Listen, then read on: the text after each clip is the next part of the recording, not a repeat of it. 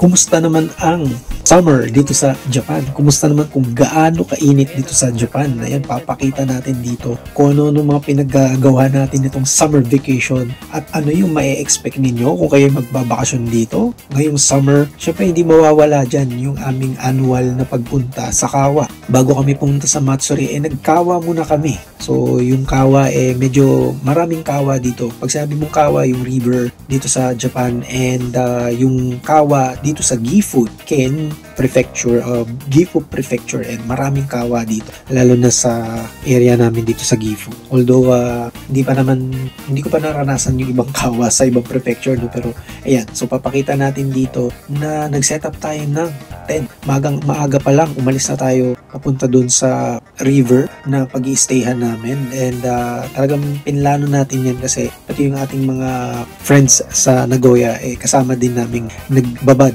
sa initan.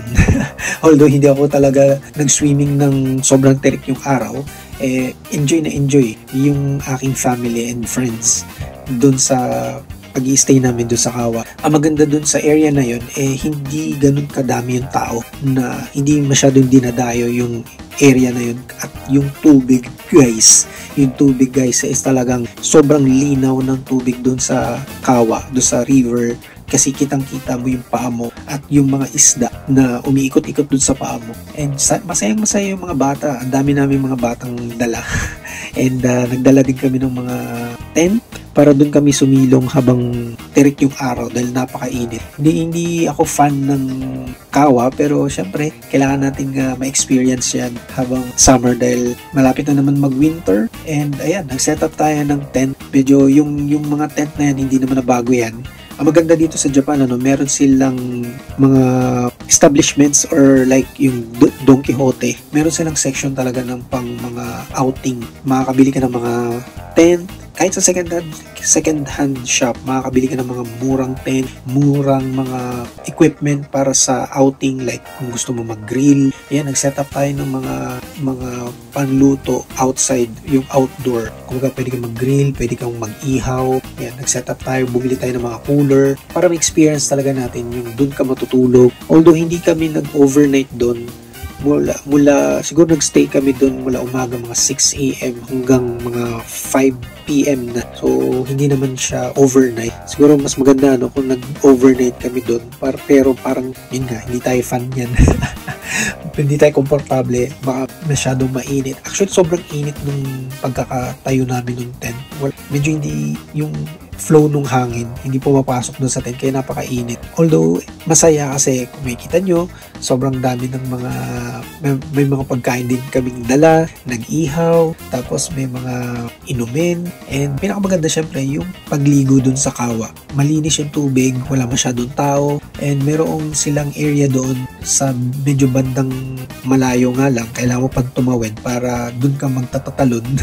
Pwede kang mag-jump doon, although medyo malalim yun, hindi ko sinubukan doon. Pero yung mga kasama ko, syempre yung anak ko, nag-try din sila Jin Sensei tatatalon doon sa malaking bato. And ayun, sanay naman na si Stephen, yung anak ko, na mag-swimming kasi lagi ko yan in-enroll ko yan sa isang swimming lesson every weekend para at least, diba, hindi lang siya focus dun. Meron siyang ibang club or ibang activity na gagawin. So, yan, sinasanay ko siyang mag-swim. Dapat marunong siya mag-swim kasi hindi ako marunong mag-swim. Nag-enjoy kami kasi first time ko lang uli din nakasama yung aking ibang mga friends dyan na taga Nagoya. Ngayon ko lang uli sila na-meet, and masaya kami kasi nagsama-sama uli kaming mga friends and relatives. Siyempre, yung aking wife, ready, Girl Scout. Kumbaga, siya ang nag-ready ng mga stuff na kailangan namin sa pagluluto, outdoor, yung mga gamit sa in-make sure namin na komportable kami habang nag-i-stay kami doon sa tent, kasi meron din kami ibang mga kasama na makikisilong doon. Ayan, na importante na makahanap ka muna ng parkingan din pala, no? So dapat medyo hanap ka ng magandang parking na malapit din sa yung pagpupwestuhan nyo, dapat medyo malapit lang din doon sa CR, kasi may ibang mga Kawa doon na walang dapat makahanap ka ng Kawa na talagang pang-public swimming siya. Tapos at the same time, meron ding mga malalapit na CR kasi meron iba doon na walang CR. Pero pwede kang magkawa doon. I mean, medyo mahirap yun, di ba?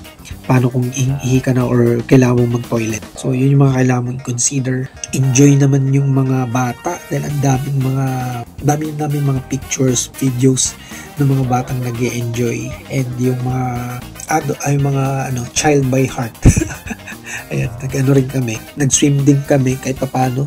Nung medyo hapon na saka lang ako nag-swim kasi medyo sensitive yung balat natin kaya hindi tayo nag-swim ng medyo tirik yung araw. Hindi lang yun guys. So, after nitong kawa, nag-Lagunesia naman kami guys. Yung Lagunesia, yan, napakaganda dyan guys. At tinimingan namin na pumasok sa Lagunesia ng meron sila kasing night event dyan na pang-adult lang siya. Pero hindi namin alam na exclusive pala yun. Iba pala ang presyo nun. Akala namin yung binayaran namin sa Lagunesia nung pumunta kami is for na siya. Kasama na yung adult event na yun. Kumbaga, separate pa pala yun. So, mas mahal ata. Nasa 4,000 yen pala. Nasa 4,000 yen ata yung rent nun. Yung pwede kang pumasok dun sa area na parang beach style siya. Although swimming pool siya. Tapos, pero yung layout niya parang pang beach. So, dun lang kami sa swimming pool talaga na sobrang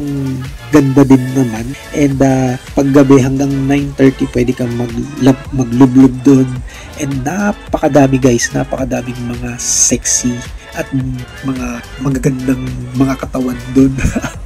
Ang daming mga naka swimming suit, na mga bathing suit, mga naka-casual lang talaga. Kumbaga, ang daming mga Japanese doon na nandun lang para pumorma. Para mag-Instagram, para mag-picture. Kasi napansin ng wife ko na yung mga naliligo doon sa beach, doon ng mga naliligo sa Lagunesia, halos mga babae na nagpipicture lang, ayaw mabasain yung buhok, ayaw maglublob. So yung mga halos mga nakikita lang namin talagang nandun para mag-swim. Yung mga foreigners katulad namin, tsaka yung mga Braziliano, yun. So mas karamihan na mga nagpupunta doon sa Lagunesia, Japanese, although konti lang, may mga foreigners kami nakita. Pero almost lahat Japanese. Sobrang kaming na-overwhelmed. At this time, alam na namin yung mga kulang namin. Kasi nung unang punta namin doon sa Lagunesia, wala kaming mga protection para doon sa camera namin. So, hindi kami nakabili ng phone case para hindi, pwede mo siyang waterproof. So, isa sa mga kailangan nyo yan i-consider pag pumunta kayo sa Lagunesia, kailangan nyo ng kasi nagbebenta sila doon ng waterproof case para sa phone pero nasa 1,100 yen. Nakahanap kami sa Shein na nasa worth 500 yen lang. So, diba? Sayang din naman. Maganda, ang dami kong nakuha ng mga shots doon na talagang ang ganda ng ambience. Meron pa silang habang naliligo ka, maya meron parang magkakaroon ng magandang yung fountain, yung water fountain nila doon. Magkakaroon ng parang show, tapos yung mga ilaw, at the same time yung water, meron pang fireworks display. So, napakaganda. And then, medyo crowded lang nung nagpunta kami. At the same time, dapat pala, bago ka pumunta doon, kumain ka muna doon sa katabing area kasi bawal yata magbaon ng pagkain. So, merong market festival doon sa labas ng Lagunesia. So, pwede kang kumain doon. Seafood, halos seafood lahat ng pagkain doon at napakasarap naman, affordable din. So, yun yung magandang experience. And yun nga, pagpasok mo doon sa Lagunesia, nasa 2,500 per head ata yung binayaran namin. Dumiretso kami dun sa kung saan mag-change ng clothes. So meron silang area dun na may mga lockers. Dun mo ilalagay yung locker, dun mo ilalagay sa locker yung gamit mo. And kailangan mo mag-insert ng tigwa 100 na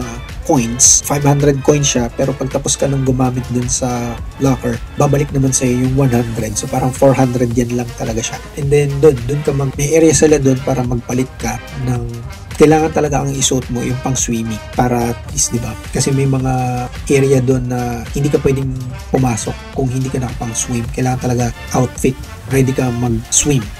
yung pang-outfit mo. Tapos, so ako, ginawa ko lang, nag-ano lang ako, walang t-shirt, tapos yung pants ko pang swimming. Pagkatapos mong mag-change, ayan, pwede ka nang dumiretso, meron silang ibibigay sa'yo na parang stab dito, parang brace, parang ano na lang, makikita nila din kung ano yung kulay, kung saan ka lang pwedeng pumasok. So may sasabit sila sa'yo dito na bracelet. Tapos pagkapasok mo doon, pwede ka nang lumublob, pupunta sa mga area na gusto mong puntahan, at napakaganda ng mga tanawin at mga ang daming mga Japanese na yeah, talaga mag-enjoy ka. Hindi lang siyempre sa mga makikita mo, pati siyempre doon sa mismong swimming pool.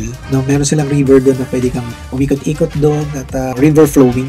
Parang river flowing style ng pool. So, susundan mo lang siya and ayan, mag-enjoy ka na, di ba? Tapos meron pa silang mga parang bubbles na effect na pwede kang magpa-sabog ng bubbles.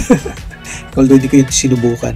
Pero sila Jin Sensei, sila Stephen yan, subukan nila. After nung paliligo sa pool, pwede ka mag-shower, okay? So kung tapos ka na maligo sa pool, meron silang shower area, doon ka magpalit, doon ka rin maligo, mag-shower, magtanggal ng mga chemicals. And yun, balik ka doon sa area kung saan ka mag-store ng mga gamit mo, and pwede mo nang kuhanin yun. And kung gusto mong kumain, meron mga food stall doon, may mga pagkainan, and may iba pang mga area doon na pwede ka rin sumakay ng mga rides. No, hindi lang ganun kadami yung area or yung rides doon sa Lagunasia, pero ma-appreciate mo talaga yung ibang mga areas doon na pwede ka magpa-picture taking kasi meron silang mga display doon like mga magagandang ilaw, and meron pa malaking parang boat doon na pwede ka magpa-picture. So, enjoy mo talaga yung place, and sulit na sulit siya guys. Kaya subukan ninyo doon sa Lagunasia, punta kayo doon, at hindi naman to sponsored. Sinasabi ko lang share ko lang yung experience namin sa inyo nung Kawa and nung Lagunasia. And ayan, abangan nyo guys dahil meron na naman kaming, bago matapos itong summer, meron na naman kaming susunod na gala. At ito naman this time is sa Nagashima Spalan. Ayan, sa Spalan naman, Nagashima. Kaya abangan nyo yun guys. So kung gusto nyo to, like, share, and subscribe. Kung hindi ka pa nakasubscribe, mag-subscribe ka na, hit mo yung notification bell para lagi ka updated sa aming mga susunod pang i-upload ng mga videos at sa iba pang mga topics namin related sa pamumuhay dito sa Japan.